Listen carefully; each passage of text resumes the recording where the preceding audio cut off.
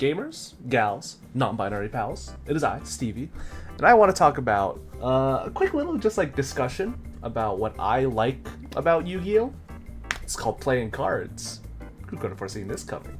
But I wanted to give just a brief little breakdown about what I think, about how I feel about cards that have Yu-Gi-Oh! And I know a lot of points might be repeated from like other videos and other people, but for the most part, I do not like Advanced that much.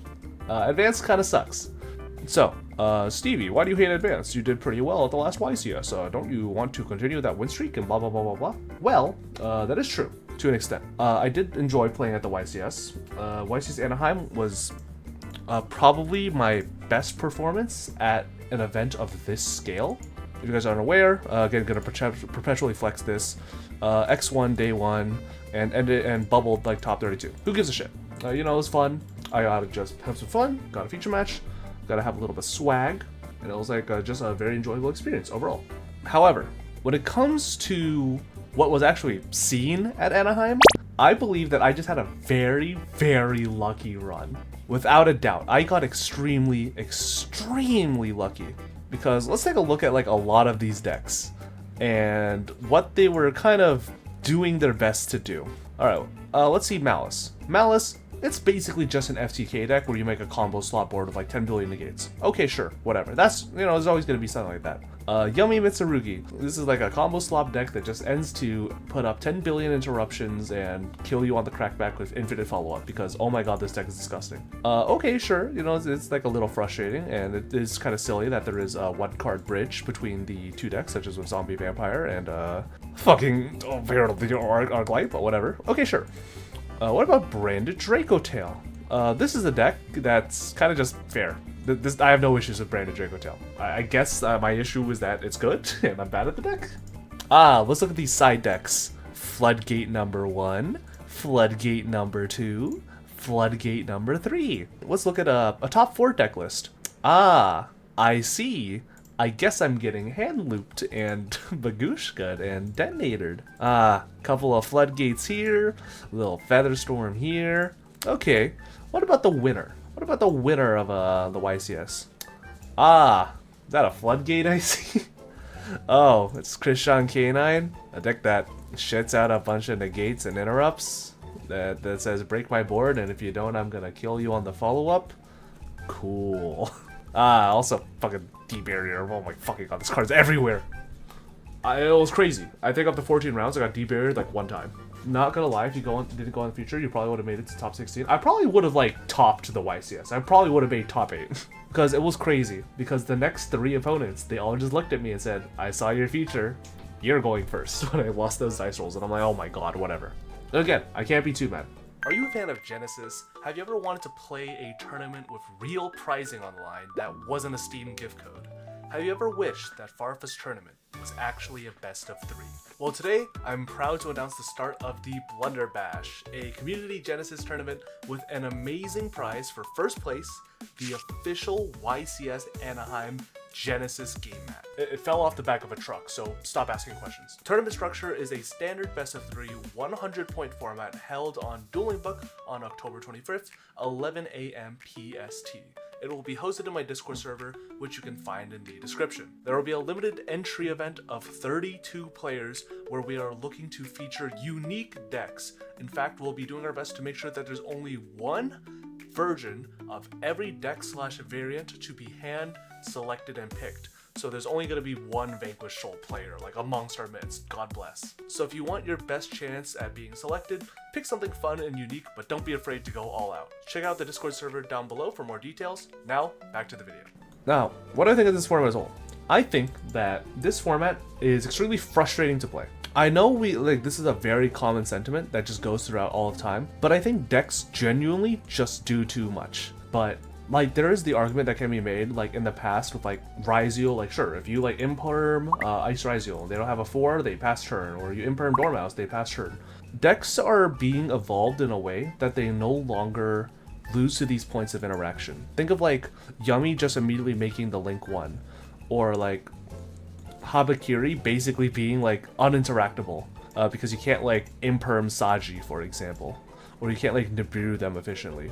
Or think about like Krishan K9, where if they lead like Yokel Solfador, the game ends. Like they just make an Omni negate or like Nibiru or Nibiru proof negate with like Ripper or Cyber Dragon Infinity, and you just lose the game. Or Onomat Ryziel, where this deck just has so much built-in gas that the only way to beat it is with Floodgates. Bad. I love Floodgates. Again, think about like the amount of Droll and Lockbird that was in everyone's main deck. Think about the amount of like Retaliating Sea and Dimensional Barrier. Think about the amount of like Graveskeeper inscriptions. This is like one of the big reasons why I did not actually want to play Draco Tail for this event. Even though like I was like only semi-practiced on it, I just felt like playing Draco Tail for this event would have been suicide. Because unfortunately, this deck is just a little too fair at what it does. All it does is it just fuses, and it does that very, very well. And then you get hit with Dimensional Barrier, and then you lose the game. You just lose, and it's just like, ah, cool, whatever. And a lot of players, at least in my locals, shared my same sentiment. A lot of players were like, oh my god, this is very stupid. I don't really want to play Advanced anymore, because I feel like you just kind of play like this very weird scenario. Like you just hand trap your opponent to death, which doesn't even work all the time, or you try and board break your opponent, which doesn't even work all the time. I think like the only, what's very funny, in that one post that said like 18 out of like 22 features, the going's first player won like 80% of the time. That's a very depressing statistic, and I think it was very funny that they excluded like the Gem Knight deck from like that data in terms of like going second. And like MBT said, like it's very cool when decks are able to use specific breakers and specific tools in engine in order to like manually pick apart boards. Vanquishal did that very interestingly. Gem Knight does that like to an extent. It's like the fucking resolve Brilliant Fusion, like win the game, but like whatever. I think there are a lot of cool things that you can do in that aspect. However, not everyone agrees in the sense where we're in like a pseudo FTK format where like all these decks just make super FTK gigaboards. No FTK decks, what did I tell you? They're not even real in this format. Stop dooming and glooming. Which is true.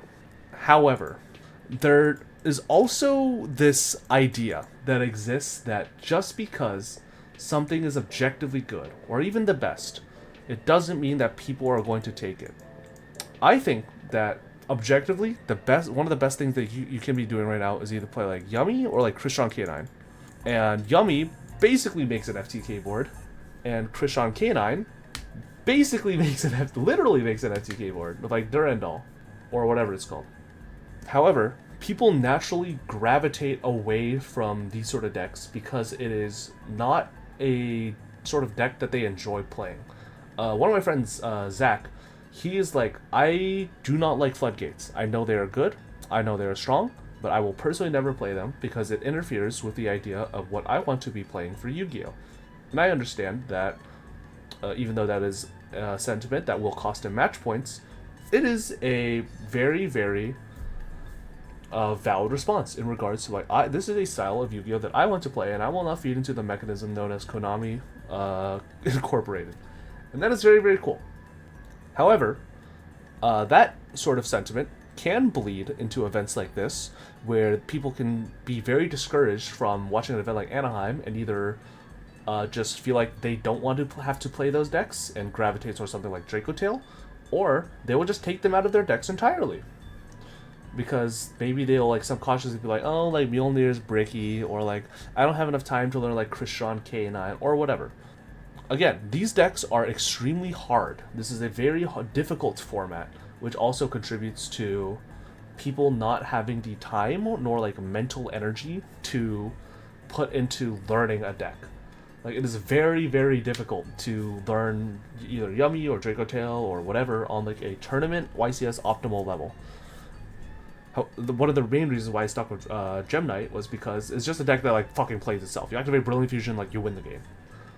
And putting in enough time to, you know, make drastic meta shifts like one or 2 weeks after a major event has wrapped up to be like, oh, do I learn like Krishan K9 because that won the event, or do I learn like Ryziel Anaheim because they won the event, or blah blah blah blah. Most people are just going to be sticking with what they know, which is probably like some version of Yummy Mitsurugi or Draco Tail or whatever like combo swap deck that they're going to play. So that is also, so that's like a potential reason why that this specific event saw no FTKs, because again, people just don't know about how to play these decks yet. Because again, a lot of people, for the most part, they consume their Yu-Gi-Oh learning knowledge through YouTube content, through like free YouTube content. It is always a very, very minor subset of people who will watch gameplay. It's a very, very minor subset of people who will like buy courses or buy coaching or whatever. Those are the people that are extremely dedicated, and they'll probably like top it with like fucking anything, given enough coaching. But for most players, they don't have that. They don't have that time. They don't have that luxury. They don't have that ability to be that dedicated. They don't have as much passion. And again, I'm not saying that you should, but this is just like a realistic output on why like Anaheim was so FTK heavy and Sao Paulo was not. Now, Stevie making a shift to Genesys. Who could have foreseen this? Fucking everyone with their eyes open. I think Genesys is a very cool format because it allows a lot of different decks to, you know, sort of exist. It allows a lot of different decks to, you know, have some sort of place within the format. And, well, and it allows for like very creative deck building. It allows for, you know, people to just, you know, enjoy the game of Yu-Gi-Oh. Who've ever seen? I do like that they banned a bunch of floodgates.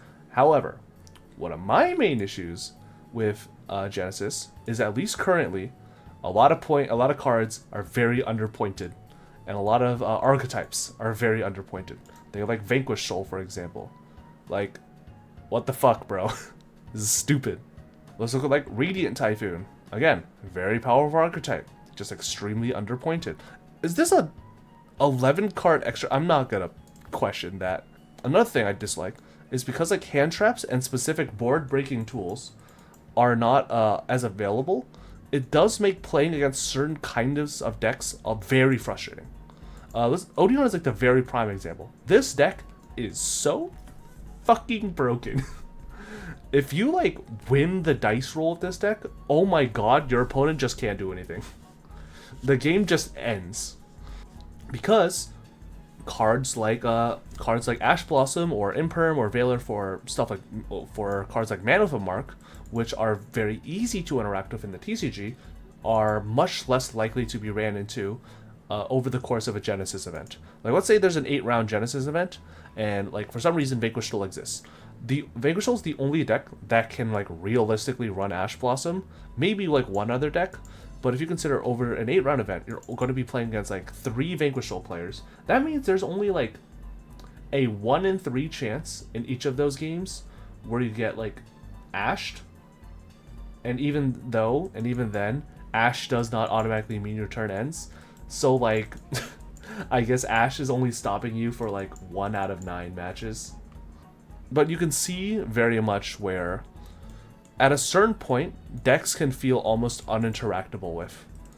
Unless you want to play like specific breakers, in which case, like, sure, you can. But again, there's not a lot of overlap. Like, Forbidden Droplet is a lot better into fucking Vanquish Soul compared to, like, Odeon, for example. You can't really justify playing certain back row hate. You can't really justify playing certain hand traps, like Droll, in every single deck. You can't justify playing stuff like Dark Hole in every single deck. You can kind of see where this just kind of reaches this very frustrating point where, because a format can be so wide and your card choices can be so restrictive, you can't really effectively deal with everything, which is a frustrating thing in itself, obviously. And I think that that's an issue that is just going to be core to Genesys. Like, obviously, if they just lower the points of like hand traps, all of a sudden, congratulations, you created a bad version of Advanced. But I do think that there is hope for Genesys. I do like that it is mainly handled by Konami of America.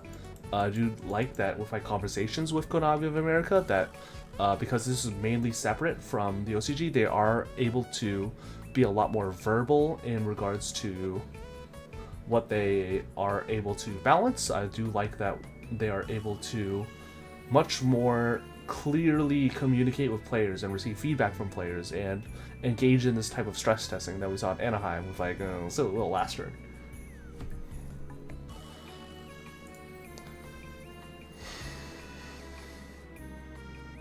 Jesus Christ.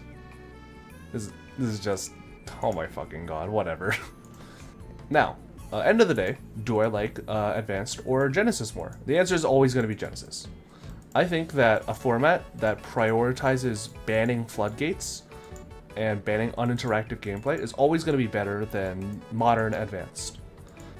Like, I understand that Modern Advanced is a very, very special thing to people, and I understand that, like, Modern Advanced has a lot of things going for it, especially in regards to being able to make just, like, the crazy wombo combo boards and have, like, very flashy back and forth gameplay. For me, unfortunately, in my eternal struggle with Yu-Gi-Oh!, people always result to the same thing, which is if you want to win games, you play Floodgates. Even I was playing Floodgates. Where's my deck profile? Somewhere here. Like, I was playing Fossil Dino Barrier Statue. I was playing D-Barrier and Black Goat Laughs and Tikaboo and Ghost Match. You just unfortunately need these cards in order to scam wins. It sucks, and it's stupid, and it's cringe, but you just have to. That's just the reality of this format. You have to play Floodgates. You have to play uninteractive cards like Droll and Lockbird and Foolos that basically just say, ha ha ha, your turn is getting skipped. You have to play decks that hand loop your opponent or make an unbreakable board of infinite follow-up OTKs if you want to, exist. That's just the reality. That is just the unfortunate reality of Advanced. And for the most part, I am looking forward to what Genesys will provide. I'll still be sure to dabble with Advanced every now and then, but at YCS Pittsburgh, you guys will see me there, and I will be playing primarily Genesys. Who knows? Maybe I'll be a bounty duelist for Genesys side events. We shall see. Thank you guys for watching. Let me know what your guys' opinions are in regards to Genesys versus Advanced. What do you guys like more? What do you guys like less? What do you guys like about each format a bit more? Anyways, I will see you guys in the next video. Goodbye forever.